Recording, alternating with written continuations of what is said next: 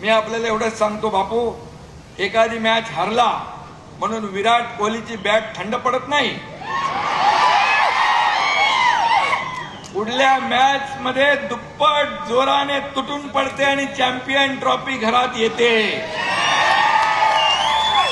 त्यामुळे चिंता करू नका. मगाशी ज्योतिताई म्हणाल्या, काय म्हणाल त्या गाडीमधून येता दीपक आबांच्या बद्दल.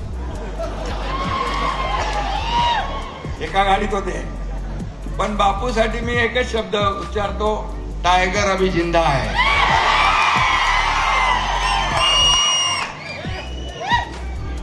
अरे त्याला काय वाऱ्यावर सोडणार नाही मी. हाथ बढ़ाकर आसमां छू लेंगे हम अपनी हार को जीत में भी बदल देंगे हम.